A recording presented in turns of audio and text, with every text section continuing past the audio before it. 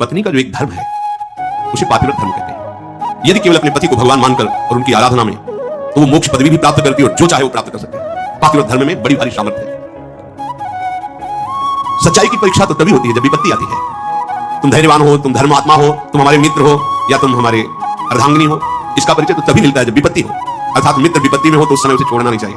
तुम विपत्ति में हो तो धर्म नहीं छोड़ना चाहिए, धैर्य नहीं छोड़ना चाहिए। अगर पति विपत्ति में है, बहुत संपत्तियां अपहरण हो गई, ऐसे पति का किसी भी तरह से मन न दुखावे कि अब आपके पास तो कुछ रह नहीं गया, हमारी आप कामनाओं को पूर्ण नहीं करे। तो धीरज धर्म मित्र और नारी आपातकाल परखे चारी, जो ऐसी स्थिति में अपने पति का सहयोग करती है। वनवास हुआ, सियाजू ने ना तो जनकपुर का सुख स्वीकार किया ना अवधपुर का, कहा जहां प्रभु श्री राम के चरण वही मुझे करोड़ अयोध्या जैसा सुख मिलेगा।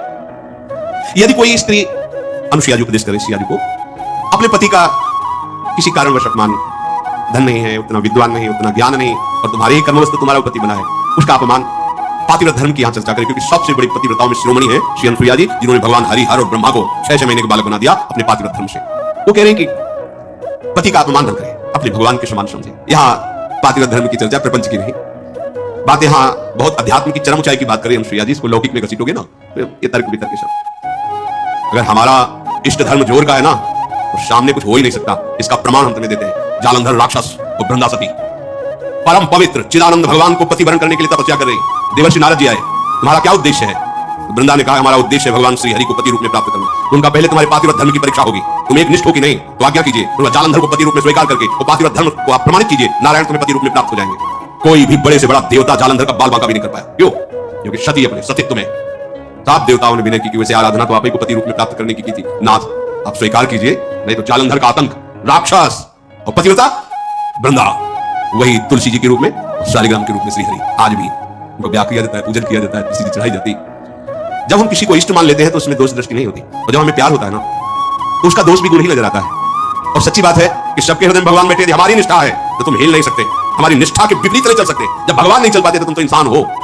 ये था नाम प्रपद्यन्ते तास्ते, मेरे लाला बनकर घुटने के बल हमारे आंगन में चलो, तो अनंत ब्रह्मांडों का पिता घुटनों के बल चल रहा नंद बाबा के आंगन में, महाराज दशरथ जी के आंगन। मंगल भवन मंगलहारी द्रवहु दशरथ अजीर बिहारी।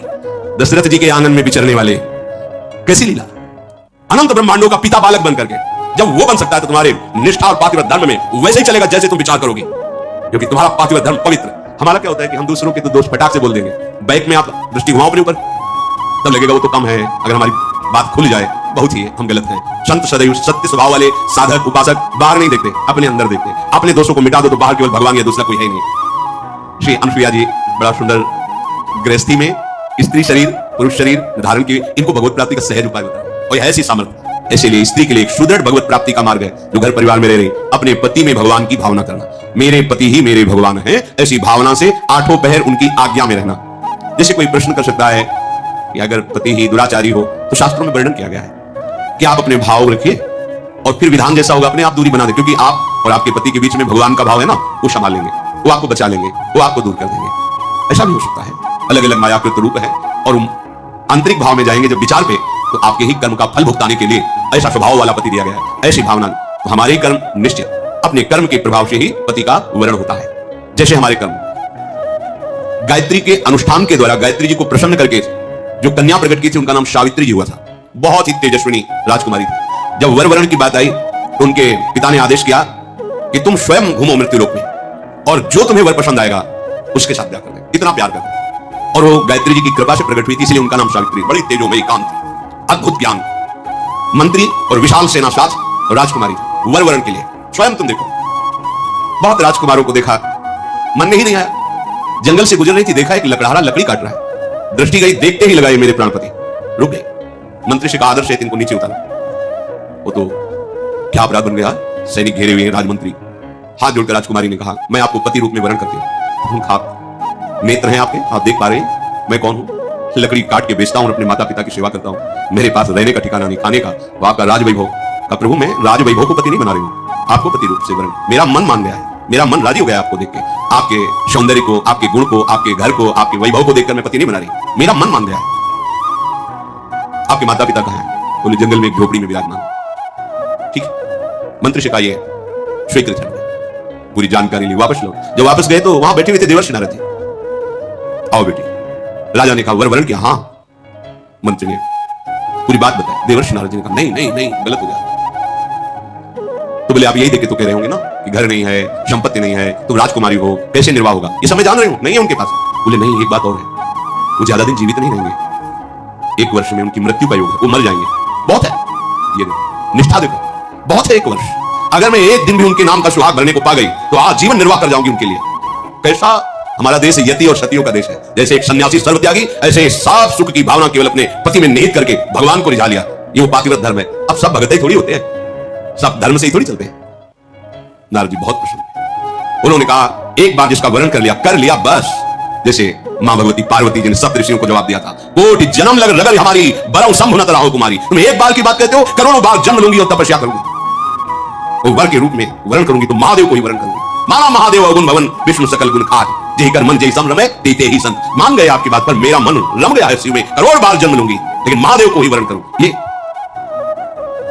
सावित्री जी का ब्याह हुआ, पिता ने अपार वैभव, वही अकेले थे, बिल्कुल एक भी सुख नहीं लिया। नहीं, मेरे पति देव के ही सुख में सुखी रहूंगी, आपका कुछ भी दहेज कोई भी एक वस्तु स्वीकार नहीं करूंगी।